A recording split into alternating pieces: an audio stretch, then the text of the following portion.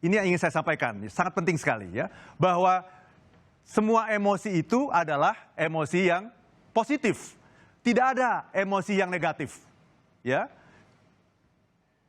Kenapa setiap emosi disebut emosi positif? Karena setiap emosi itu membawa pesan khusus dari Tuhan.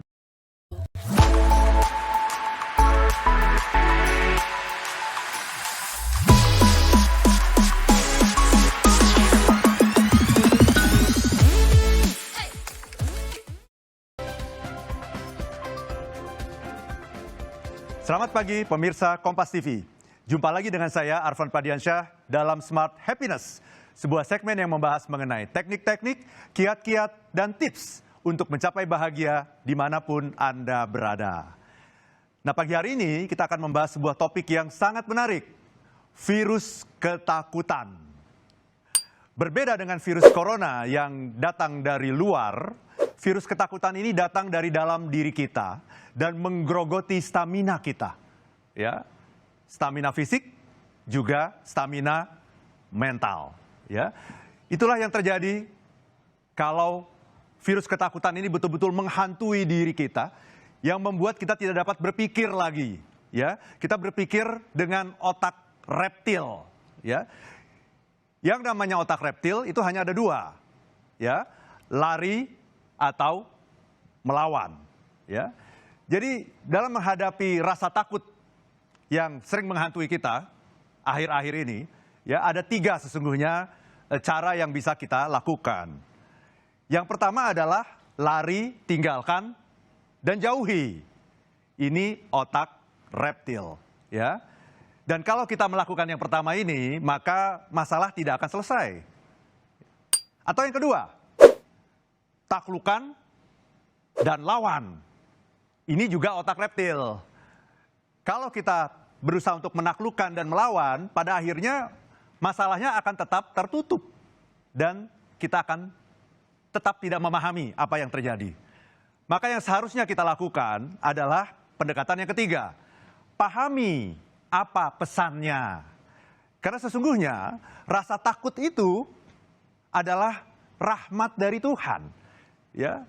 Dia membawa sebuah pesan tersendiri, sebuah pesan yang khusus, ya, yang terkait dengan rasa takut, ya. Ini yang ingin saya sampaikan, sangat penting sekali, ya, bahwa semua emosi itu adalah emosi yang positif, tidak ada emosi yang negatif, ya. Kenapa setiap emosi disebut emosi positif? Karena setiap emosi itu membawa pesan khusus dari Tuhan. Ya, tidak ada sama sekali yang namanya emosi negatif, ya. Emosi seperti sedih, marah, takut itu sesungguhnya adalah emosi yang positif. Sedih misalnya. Apa yang disampaikan oleh emosi sedih? Sedih sesungguhnya menyampaikan kepada kita mengenai apa yang harus saya lepaskan. Ya. Jadi kata kuncinya adalah release. Itu berkaitan dengan kesedihan.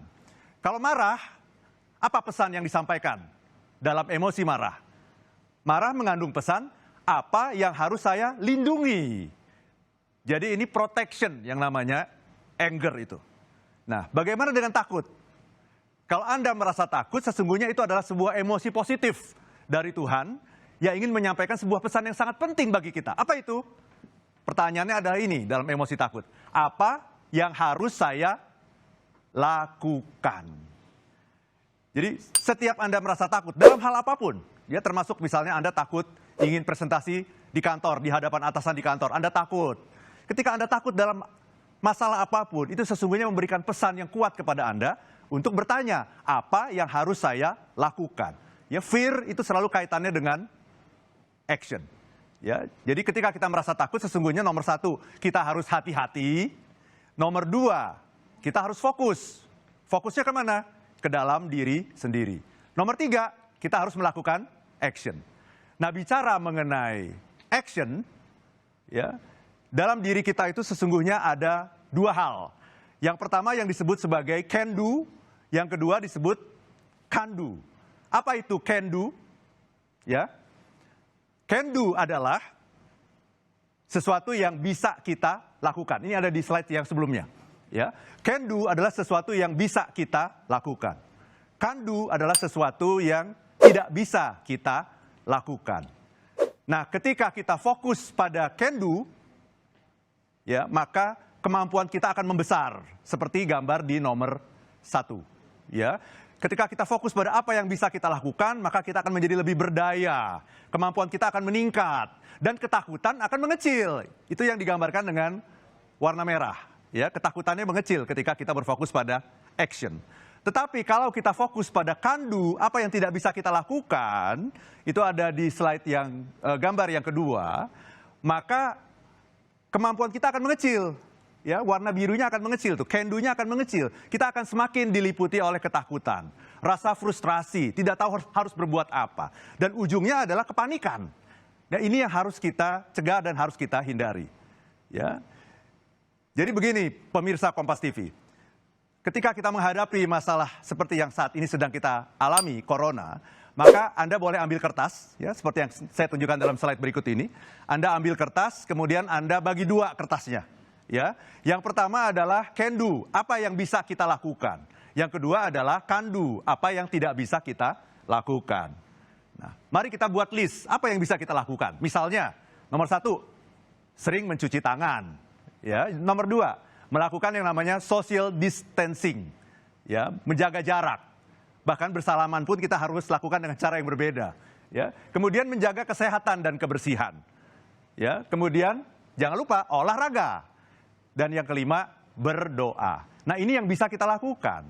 Sementara, apakah kita akan kena corona atau tidak, itu di luar kendali kita. Ya, jadi mari kita serahkan kepada Tuhan gitu. Apakah kita akan terkena corona atau tidak. Toh, kalaupun kita kena, peluang untuk bisa sehat kembali itu di atas 90%. Jadi cukup tinggi. Ya. Jadi, lakukan ketika kita mengalami sebuah masalah, ya, maka Anda harus lihat ini can do atau can do. Kalau can do, maka lakukan sesuatu dan berhentilah khawatir.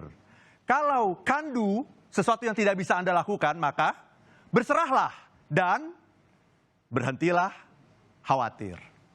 Oke? Demikian Smart Happiness kali ini. Ya, bila Anda ingin tahu lebih banyak mengenai tips-tips untuk mencapai hidup yang bahagia, follow Instagram saya di @arfanpradiansyah. Sampai bertemu minggu depan bersama saya Arfan Pradiansyah, motivator nasional, leadership, and happiness.